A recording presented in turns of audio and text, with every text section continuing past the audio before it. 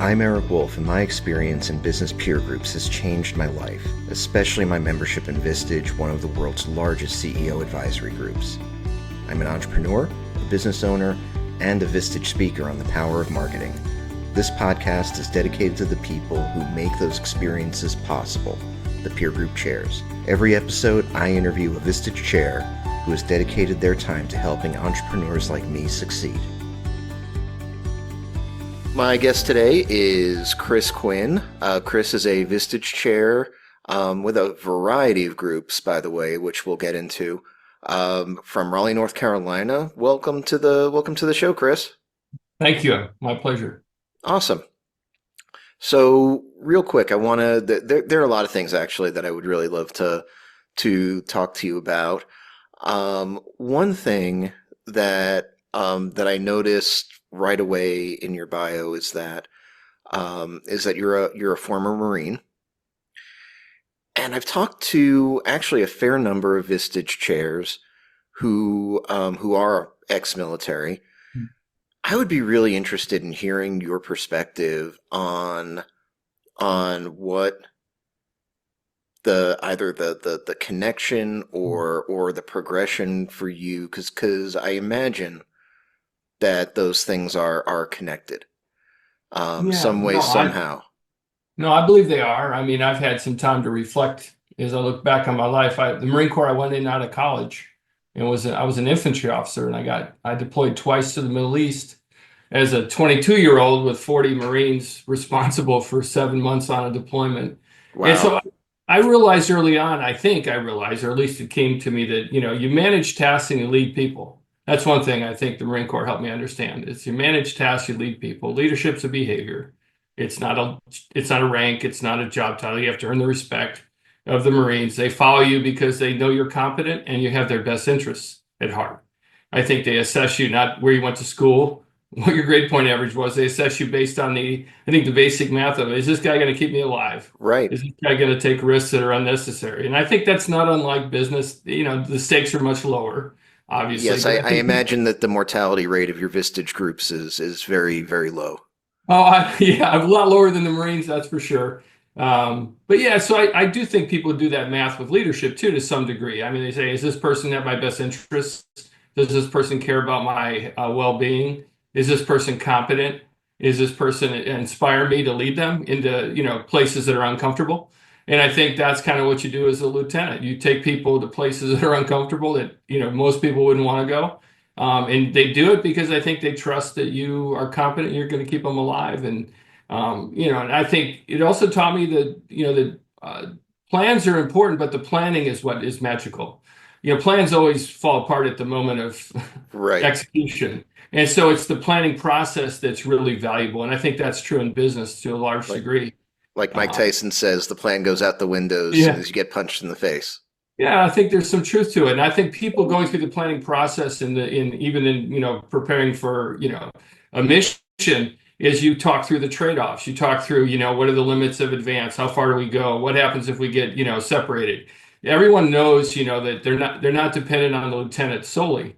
I mean, that's narcissism, right? And so the leader, you have to make sure they're aware of what the mission is and what their role is in it, so that if things do fall apart, which they will, they understand how to go to the rally point, or how to get to the objective, or where to stop, et cetera. So I think there's a lot of parallels, and it was an accelerated learning or leadership course for me. I can imagine a very accelerated, high stakes leadership. Yeah.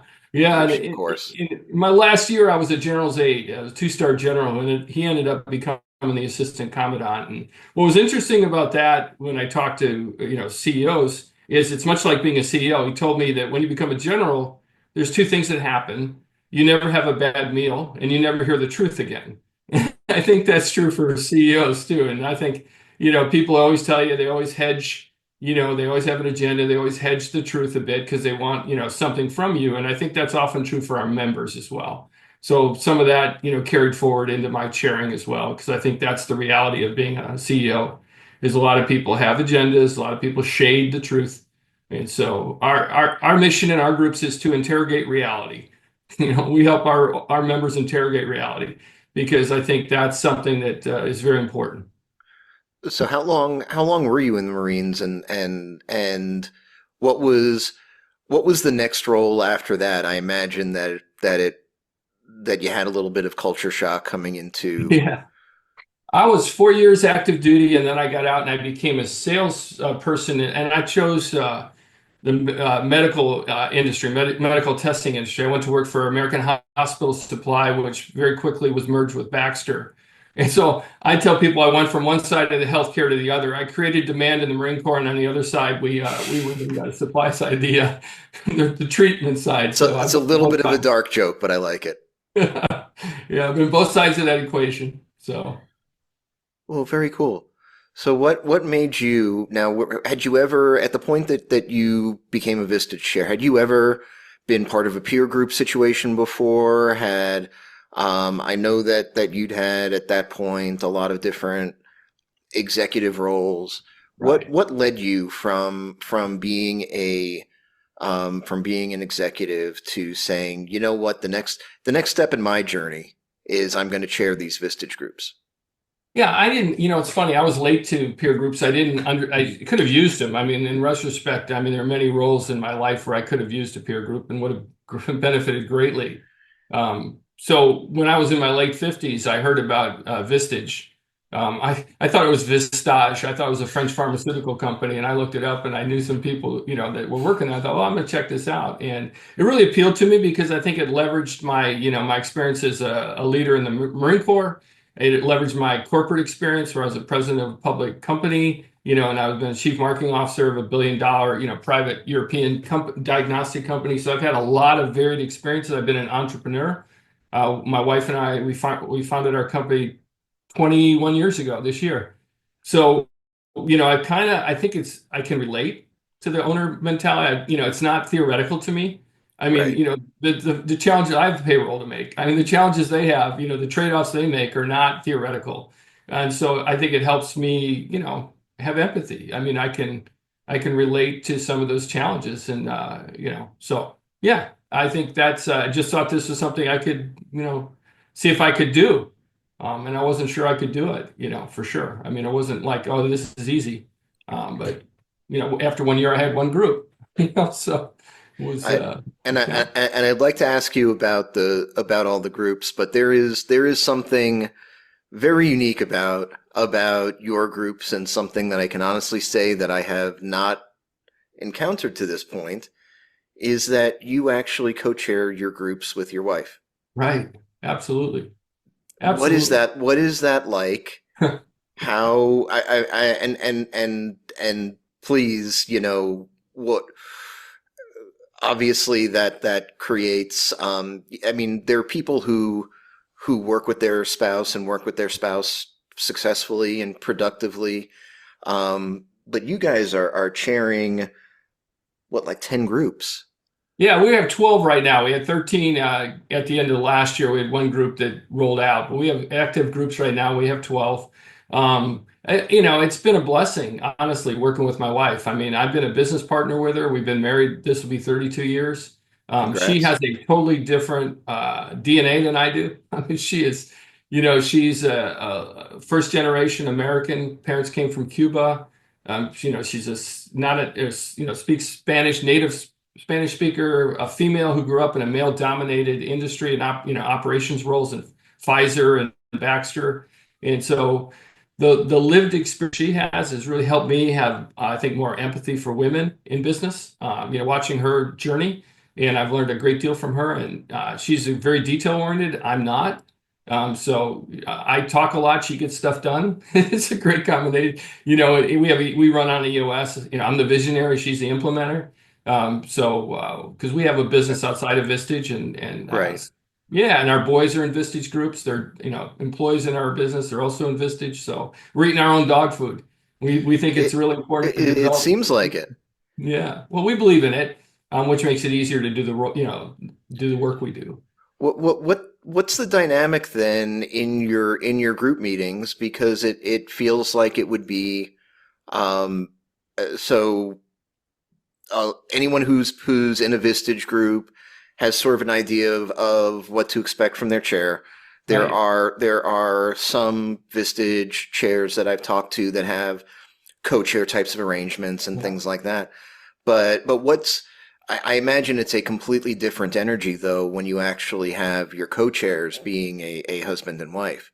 Yeah, I hope so. I mean, I hope in a good way. We're very clear about, our strengths and we have swim lanes. So who does what? There's things some things I'm better at, some things she's better at. I think it's good, honestly. Once in a while, pattern interrupt. They have a new voice at the front of the room, somebody else, to issue process and get different perspective because she's going to see things differently. She's Sure. going to facilitate a little differently, and I think that's good. I think it's a good, it's a good mix. And we divide up the coaching, so I think it works. I mean, you have to talk to our members. I think it's amazing how many of our members are also in business with a spouse, especially in our small business group. So some of the challenges they bring to us are totally relatable. And I think they feel comfortable saying, hey, here's what we're struggling with, because you know what, we probably struggle with that or are Right. struggling with it, so that's a different dynamic, especially in our SB group or small business. No, Group. that's awesome. And I don't know if how many of these if you're the only one that does this or if there are a few others, but this is the first time I've ever run across it and it definitely I imagine has to create a really unique dynamic within the group. So that's I think that's really interesting.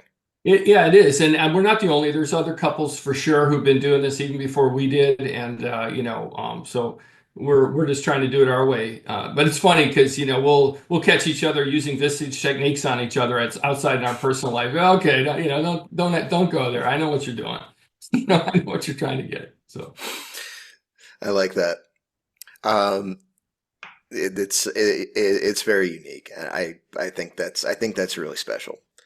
So you have a very wide variety of groups, a lot of groups. You've got three CE groups, chief executive groups. You've got a key group. You've got a small business group.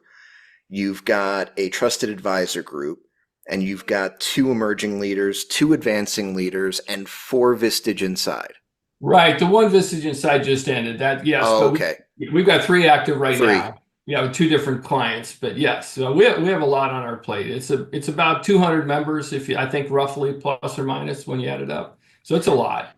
You've got a bigger practice within Vistage than I think a lot of were really. I'm not sure that I've met any chairs that have as many, even with a co-chair situation, that has as many groups as you guys do.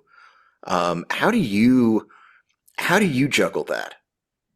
Well, once we started scaling, we had to be very deliberate about, that we brought an EOS, for example. I mean, it's different having a couple groups that, and having a practice that's complex, right? So we had to make investments. We have admin, we have, EOS we run on. We use a lot of support, for marketing, and we have tools, CRM, things we do for our marketing and outreach. I think once you get enough of the flywheel gets big enough, you can make those investments, to kind of, sustain. We do some work for other chairs. We do recruiting for chairs outside of Oh our market. wow. We have a business that helps chairs find CEOs. That's a part. We've learned a lot about our own practice, so we said, why don't we, make that a business and help chairs who, frankly, want to run their groups and don't want to be doing business development every day. And most people don't go, oh my God, I can't wait to be a Vistage Chair so I can do business development.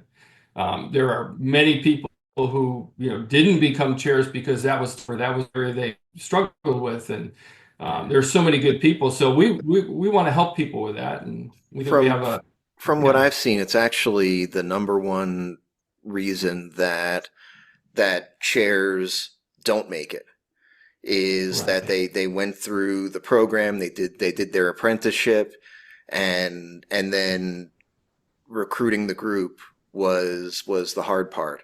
Yeah. Because taking that biz dev type of role is not familiar for a lot of folks. It is, and I think we over-index on the importance of that because if you don't get that right, whether you can facilitate or do great one-to-ones is not relevant. And so we actually have a chair we brought on board who did not launch her group, but we brought her into our practice, and she co-chairs a group with Anna. because we went through academy with a lot of people who would have been great chairs for, wanted the business development, but they didn't launch. And so our feeling is, listen, we do the business development, we'll build the groups, and you help run them. And so that's how our practice can grow also, is we help people with that. I don't think somebody shouldn't be a chair because they can't do that. I don't think that should be the most important. It happens to be a rate limiting factor for building and launching, but we're trying to, bring people into our practice who want to be chairs, who want to do one-to-ones, and we'll do the business development, build the groups, and then they can help run them. So that's kind of our model. That's why we call it the Quinn Coaching Collective. We have a couple chairs under our umbrella, and we'll continue to grow that because there are plenty of people who want to be chairs, who would be great chairs, who just the business development isn't what they have a passion for or maybe an aptitude for. That's super interesting. Well, when you see Vistage chairs and they come out, they're trying to build their first group. What do you find is the number one thing what's the misstep that you see, or the trap that you see a lot of people falling into, and why maybe they have a hard time? Yeah, I think it's hard. The mindset's so important. And I think they talk about it, I think, in Academy a lot. I think you have to be in a mindset of selecting, not selling. And I think that's a big difference. And so I think you have to have a mindset when you talk to a candidate or a prospect that I'm not attached to the outcome of this conversation. My goal is to really find out if they're coachable, number one, and whether they are, have a growth mindset or have a felt need for improving themselves. To figure that out and be wrong early. That's my motto, be wrong early. I want to have a lot of people fall out early. I don't want to chase people that are curious but not qualified. So I think that's part of it, is the mindset, and not feeling like you're selling, Right. but you're selecting, I always tell some of the new chairs, you got to act like you're looking for your 12th member in your first group when it's really your first. Your mindset ought to be, I've got one more spot, and I don't know if you're right or not for it, but let's have the conversation and figure it out. That's a whole different mindset than, hey, you ought to join Vistage. I don't think they care about Vistage as a product. They care about the outcomes it delivers. It could be pixie dust. Well, and especially if you're a lot of folks, Vistage is a big brand in the peer group industry, and there are a couple of other big brands like EO and YPO and groups like that. But there are a lot of folks out there, even folks running relatively big businesses, that have never heard of Vistage before, Yeah. and so 100%. and so it's really, really hard when you are not only selling the thing that you're selling and the experience, but the idea of it. You've got to convince them of the idea of Vistage if you take it that way. And what you're saying is, hey, let's maybe not focus so hard on the benefits that Vistage provides. If we get you into the fold, you'll learn to appreciate that. But it's what the outcomes that we can deliver, the outcomes that you as a chair can deliver. So much of the Vistage experience is chair dependent. It's as much about finding the right chair for you as it is, the chair finding the right members for their group. No doubt. I mean, and there's 625 chairs. You met one chair, you met one chair. I mean, there are so many different ways of delivering the experience and, creating the, culture of the group. And some people aren't going to be right for me, and that's fine. And I want to, refer them to somebody else, or, find another place for them. And that's okay. It's like the Marines, it's a few the proud. Not everyone's going to fit, don't force it. If it's not right for them, and they're not going to be vulnerable, don't like the idea of sharing or being open or challenging their thinking. It's probably not the right experience for them. And I want to know that early, not, after investing 3 months with somebody or 2 months of back and forth. So what would you say that your favorite part about being a Vistage chair is? What's the thing that makes you get out of bed in the morning? Yeah, I the variety. I mean, I have ADHD, so I love it's like an ER. You don't know what's coming through the door. I like that. Like, I don't know what problem or what issue is going to be coming up, or what, the group's going to work on, or what conundrum we're going to have. I kind of enjoy that. So that variety energizes me. I think, seeing people, lean into each other in a peer group, see Right. people who, really kind of open up and share, and it's amazing how people will, help each other. I mean, it's crazy. People will start out like, oh, they don't know my business or they don't understand my industry, and it's like that's probably the least important thing. I mean, Right. there's so many things that are thematic across all the businesses, depending on what stage of the life cycle or, their, Uh, talent, or whether it's building a team, whatever it is. It's very, no, and it's something that that's something that I'm super familiar with. I've been, my day job is that I'm in marketing, and I can't tell you how many times I've gone and presented to a group of people, and you have the people, oh, but my business is different, and it's like, no, yeah, no, no, no, it actually isn't. right. There are very, very few businesses that are truly unicorns out there, and let's let's get over that idea that we're all super special. It's like, every business is 80% the same. Yeah. Yeah, I think that's true for sure. And I think a Vistage room is very powerful. You have people that are further down the curve, or, have scaled further down the path. And so they can look around corners for people and say, hey, when I went from, 10 million to 20 million, here are the three things that I wish I had not done. And it's credible. It's like, okay, this is what I learned. It's a live, they're sharing their experiences, not their book they read or the theory they have. And that's beautiful when people have that generative feeling, like they don't big dog it, like, well, I'm half a billion. I don't have time to speak into your situation. Those people shouldn't be in the group. I find those, some of the best, most giving people are the ones who are further down the pike and just want to share, and help people. And typically they still get benefit from being in the group. I know, it's funny. Yeah, I've one of the most successful businesses in Raleigh. The founder CEO was in my group, and I always pointed out he took the most notes when speakers came. And I go, this guy, everyone knows who he is. Everyone knows he's incredibly successful. And what do you think he is? Why do you think he's taking so many notes? How is it that he's so curious? He's in the 60s. I mean, he could retire, 10 times over. And it's like he's still growing. He's still curious. He asks the best questions. There's a great role model, right? He's not over there, pontificating, like gather Yeah. around, tell you about how business is. I mean, he's really humble and he's taking notes. He's soaking it all in, and that's what I love to see that in somebody like that. What's the difference for you, and being the Vistage Inside groups, the groups where you actually go, instead of taking a multi-industry group of executives, you're taking a single company multifunctional group. Right. How and you have multiple of them. Mm. So what is the difference in mindset for you in preparing to go into a room full of CEOs versus the Vistage Inside group? What's different for you, and what are the things that you've got to do Mm. differently? Well, you have to recognize there are power dynamics in a Vistage Inside group that don't exist in a CEO group, right? There Right. are reporting relationships. We try to avoid those as much as possible, and caution against those, but sometimes they exist within a room. So you're going to have a little bit more measured, sharing early, especially depending on those power dynamics and the relationships.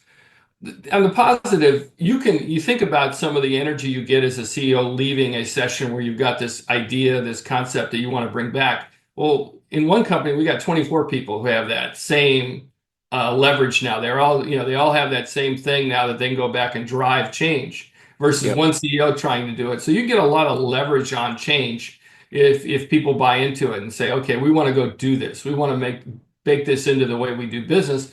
A CEO's got to go back and translate what they heard, and kind of, transfer that enthusiasm, transfer what they heard in that session to the people to get traction. You have incredible leverage in a Vistage Inside group for that. The one thing that shocked me, Eric, that, we inclusion exercise, first time we got together, I'm thinking, no, these people know each other, man. They've worked together for, 20 years. We did an inclusion exercise, and my instinct was not to do it. And I'm glad I didn't trust it. And we had people that learned things about each other they didn't even know. It's like, oh, you grew up on a tobacco farm? Wow, I Right. didn't know that. These are people that work together or have been in the same company. And you just don't realize how much they have been transactional. And I think this is an opportunity to transform that relationship, see each other as human beings and not human doings. A lot of And times I you like hear, that, by the way, human doings. uh, I think that there's also for a lot of folks, a perceived cost of being vulnerable in a corporate environment. sure, You, yeah, you know, like I can't overshare. I can't have, people knowing what's really bothering me today right, right. because, it's going to compromise how people look at me as a professional. Right. And I think you gotta push through that, the kind of psychological safety. You have to be out there with it. What kind of company do you want to have? I mean, I kind of asked that. What kind of company do you want to have? You want to have a company where you have the meeting after the meeting, or do you want to have a company where you actually can say in a respectful way, like, I understand that's the story you're telling yourself. Here's the story I'm telling myself. Now let's compare those and see if we can find some, common ground to deal with it. And I think that's kind of my challenge to the group in the beginning is that you guys are going to shape what kind of company you have, and it's going to be based on what you take back and what you decide to apply. If you want to have a very politicized company where you have things that are done in corners and people don't talk to each other in a respectful but truthful way, then that's the company you're going to have. But that's up to you because we're going to give you the tools, we're going to create the environment and give you ways to take that back and transform the culture. But you guys got to decide that's what you want. You know, I can't want it more than you. We'll put it up there. We'll show you the benefits of doing it. We'll give you a taste of it. We call our sessions learning labs, Erica, intentionally. We don't call them meetings. The last thing these people need is another meeting in their life. Right. And the whole idea of a learning lab is you go there to be uncomfortable. You go there to in service of growth. You're willing to stretch and get outside of your normal patterns. So we tee it up that way. It's a learning laboratory. Once a month, you get a chance to go in there and kind of try on some things, stress test some thinking. I think people, it takes a while with the inside groups more so because of the dynamics in the room. But it's a powerful lever if people, lean into the vulnerability and understand that they can transform some of these relationships that have been, hell, you got people I have people in one group that don't even want to talk to each other. I mean, they, avoid each other. That's where they started. It's like, hey, I don't want to be in this group with that person. So I think the Vistage inside experience can be very powerful and transformative, really. We enjoy the work with those groups because you That's can very actually cool. see the impact. Yeah. I love that. That's super insightful. Hey, Chris, thank you so much for being my guest today. I really appreciated this. This has been a great talk. What's the best way if folks have questions about Vistage, if folks have questions about your groups, if a Vistage chair says, "Man, that thing about not doing my own demand generation sounds really terrific." What's the best way for folks to get in touch with you? Sure, they can LinkedIn's. You can find me on LinkedIn. I'm probably the only jarhead who's a Vistage chair in Raleigh, so There you you go. can sort it. And yeah, so LinkedIn works. Be glad to connect with people through that. See if I can be helpful. Awesome. Thank you so much for being here. I really appreciate it. Thank you for inviting me. Thanks for listening to this episode of Chairwaves. You can subscribe to our feed using Spotify, Apple Podcasts, or your platform of choice. You can also visit chairwaves.com for more information. Chairwaves is hosted and produced by me, Eric Wolf, and to connect with me, you can visit my website at ewolf.live. That's EWOLF.live. And a disclaimer, while I love Vistage and CEO peer groups, this podcast is not owned by or affiliated with Vistage or any other peer organization. Thanks for listening.